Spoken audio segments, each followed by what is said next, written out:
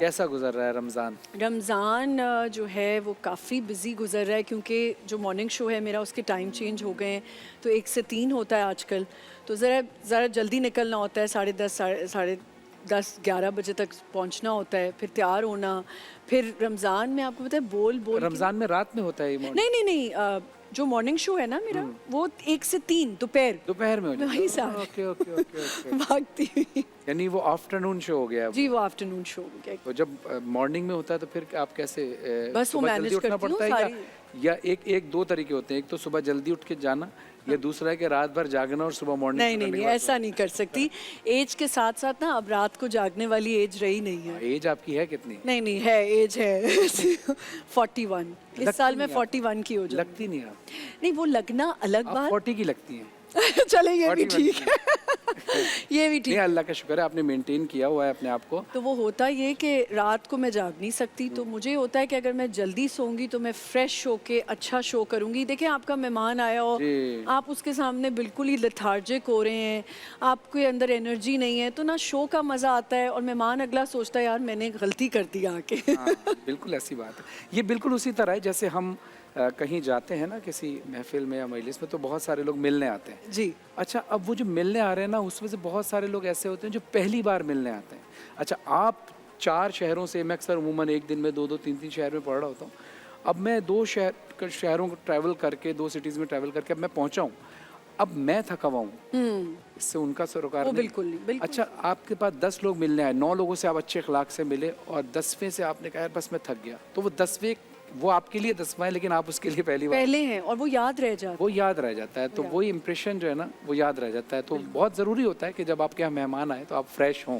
बिल्कुल बिल्कुल सही। और मुझे आज तक याद है कि आपका और हमारा शो, क्योंकि आज टीवी पे हम कर रहे थे, तो आपको याद होगा कि यौम अली था जी जी। और आप आए थे पूरी रात पूरा दिन गुजार के, और फिर भी इतनी एनर्जी से इन्होंने शो किया था।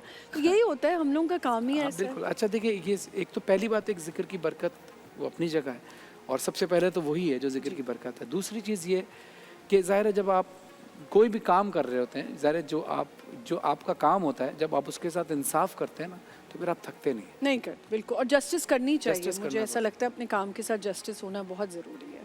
तो अच्छा ये बताएं, मुझसे अक्सर ये सवाल किया भी जाता है कि आप इतने साल से होस्टिंग कर रहे हैं, जब ट्रांसमिशन शुरू करते हैं पहला दिन जो होता है वो कैसा गुजरता है? आपका कैसा गुजरता है पहला दिन? अच्छा, क्योंकि मैंने 7 साल कंसेक्यूटिव रमज़ान ट्रांसमिशंस की हैं और कुछ अरसे से 3 साल से नहीं करी मैं, डरी होती हूँ मैं हमेशा, है ना?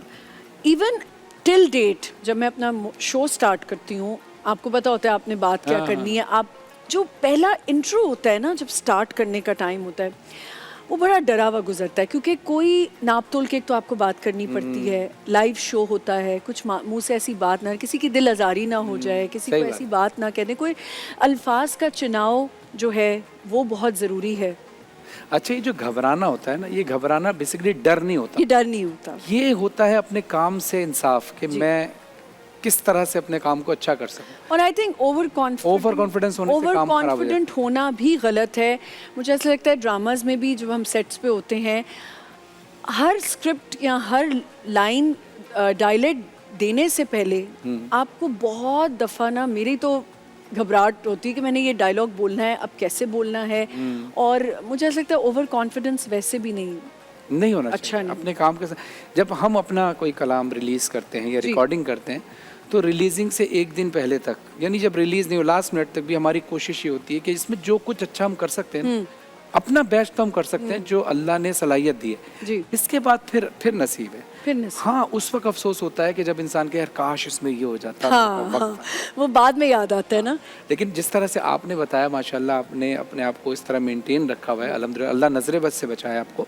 यानी 2017 से लेकर 18, 19, 20, 21, 22, 23, 24 यानी 7 साल हो गए, आप वैसी की वैसी हैं। तो ज़रूरी ये है कि हम आपके ज़रिए भी और डॉक्टर हिना के जरिए मिलकर दुनिया को ये बता सकें इंसान सेहतमंद कैसे रह सकता है। तो अगर आप चाहें, अगर आपकी इजाज़त हो, तो आप भी हमारे साथ डॉक्टर हिना के पास चलें।